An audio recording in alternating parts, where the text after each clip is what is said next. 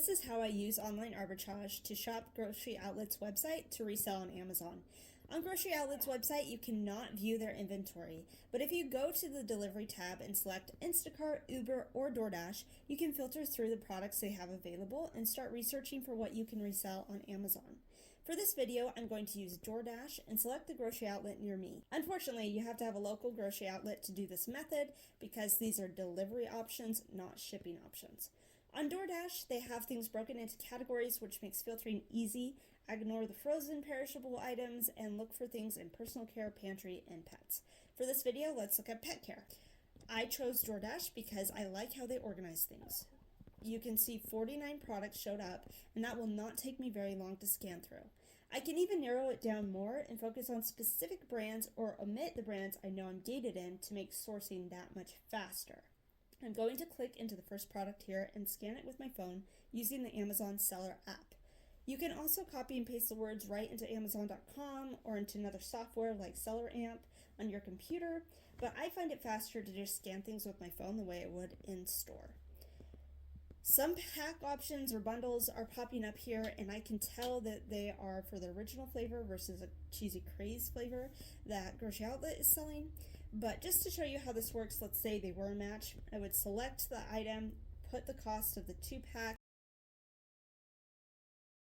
which would be about $11.50, and see that I can make a $3.35 profit. However, they do not match. The packaging is almost identical, but if you notice, these say original flavor at the bottom corner of the star, and if I go back to Grocery Outlet, they say cheesy craze. So always double check you have the identical product before you buy. Let's go to the next item. Now DoorDash does price things up, so if I just use it to make a grocery list and then I take that list into the store, the items will be cheaper in store than if I had them delivered with DoorDash. I have found it worth it sometimes to pay for the DoorDash delivery to get my items the same day, and I don't have to leave the house. This is a huge time saver.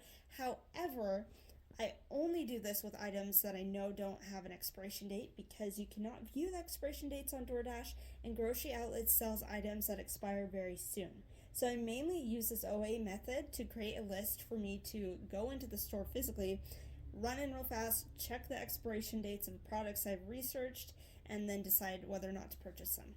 This saves me so much time still because it is faster for me to look at these things online than to scan things in store, especially if I take my kids sourcing with me, which happens frequently as a stay-at-home mom. I'm not finding much profit here, so I'm going to continue.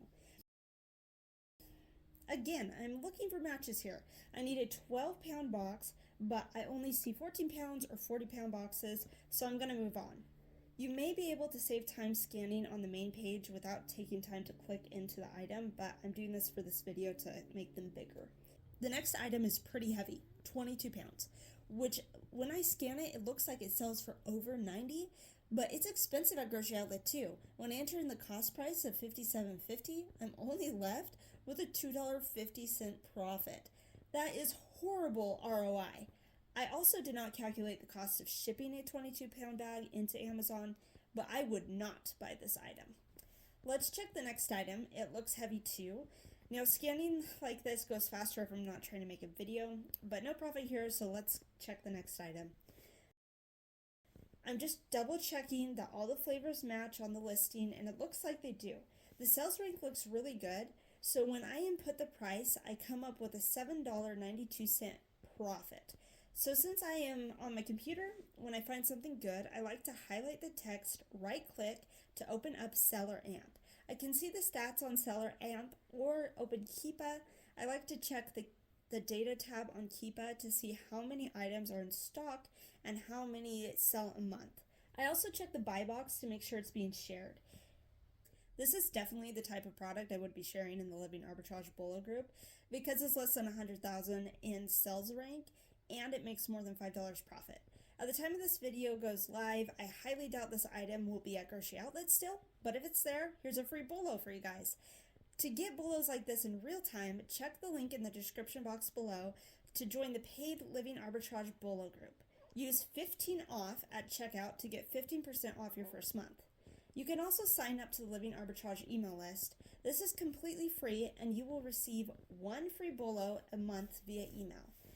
Now that I know I found a profitable product, I hit add to cart. Then I would keep sourcing. If I wanted to, I could check out with DoorDash. I've done this method before. It's a huge time saver, but like I said, you've got to account for the DoorDash fees and make sure the items are not going to be expired. So what I will more than likely do with this item is just add it to my cart, create a list, take it in the store, run in real quickly, find the items on my list, check their expiration dates. If all looks good, I'll make my purchases, and then I'm done shopping. This is still a huge time saver because it's faster for me to scan items on my computer at home versus in the store. It is also a nice surprise to find that the items are priced cheaper in store and you end up making more profit than you previously calculated.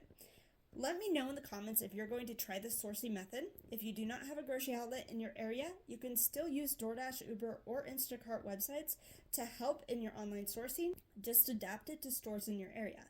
Give this video a thumbs up and subscribe for more selling on Amazon content.